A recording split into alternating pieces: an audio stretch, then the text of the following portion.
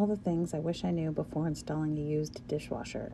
This is not professional advice. I got a free dishwasher for my mom so we could update her color scheme. This dishwasher did not have an electrical plug, but her old dishwasher did. I removed this electrical cover plate. After removing 2 screws, the tab just slipped out to reveal the electrical wires.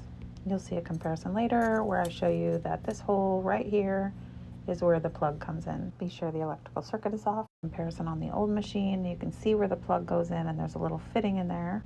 It was a super tight squeeze to get this electrical box open, but this little kit my son bought me came in super handy. I removed this nut to repurpose this fitting and the electrical cord. Forgot to document the after, but I just removed these screws, opened it up, matched the wiring, reattached the wire nuts, and reground it to the ground screw, and reused the plug in the fitting. Next up, I discovered that Mom had no GFCI outlet, so we had to remedy that since this is so close to water.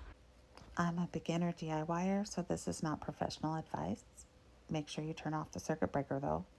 The circuit breaker was labeled 20 amps, so that's the size outlet I bought. And what a mess in there.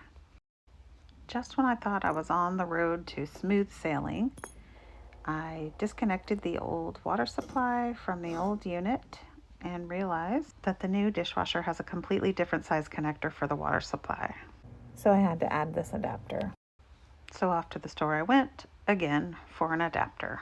Finally, I was able to attach the water supply. If you're interested, this is the packaging, and also the instructions are on the back.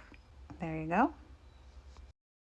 Finishing off with that 1/4 inch turn with a wrench, and off to the next problem. Anybody who knows what they're doing probably spots the problem right here, but I went ahead and fed both things through and reattached the water line to the water supply.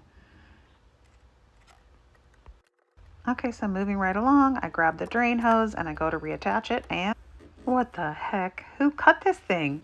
So I think I can salvage the hose from the old machine, and I go out and I disconnect it, but what I didn't realize, it's a completely different size and style of hose. Here we have the one from the old machine, and this is the long one that's on the new machine with a little connector in the middle. At this point, I still think I can just disconnect this secondary piece and use the old hose. But it's not long before I realize they're completely different, and I have to run out to not one, but 2 part stores in order to find the right hose, with what I have learned is called a barbed connection. I always like to reveal parts numbers if I can. Okay, so I slip the barb portion into the rubber portion and reattach the clamp. Give it a good tug to make sure it's tight, and then attach the other side to the garbage disposal. Oops, almost forgot about the clamp. So after I tighten everything back up, I feel like I should give it a test run before I mount it. Everything appears to be working, but there's no sound of water. So I do what I should have done earlier and check the supply. Hindsight is 20/20, but I recommend everyone do this before you start the project. I removed the supply line again and turned the valve just to discover there's no water. We've got a stuck valve. At this point, I don't want to run into any more problems. We call the plumber, and the plumber replaces the valve, which makes you wonder, was the first dishwasher even broken? And then the plumber mentions that we need an air gap, which we didn't know, so we had him do that too. Luckily, Mom had a hole for a soap dispenser we could use for the air gap. I wish I knew how easy this was. I would have saved Mom some money. Mostly looks like they removed the drain from the disposal, attached it to this greenish air gap piece, and then a new hose from the air gap to the disposal. It was pretty expensive to get this done, and looking at it, I feel like I could have done the work, so next time I'll take the time to do the research and save a few bucks. Next up, we have uneven flooring and a different foot pattern. So yes, the flooring was already uneven, but the previous washer fit all the way in and this one does not. So I pulled the dishwasher forward and added more length to the pegs for the back feet and left them shorter in the front. So this time when I pushed the dishwasher all the way back in, the dishwasher was level and not tipping. And so moving on to our next problem, where the dishwasher is a little wider than the other one. For a moment there, I thought I was going to have to shave some of the wood cabinetry to make it fit, but I wiggled and diggled and it finally went. It was too tight to fit the noise dampening insulation back.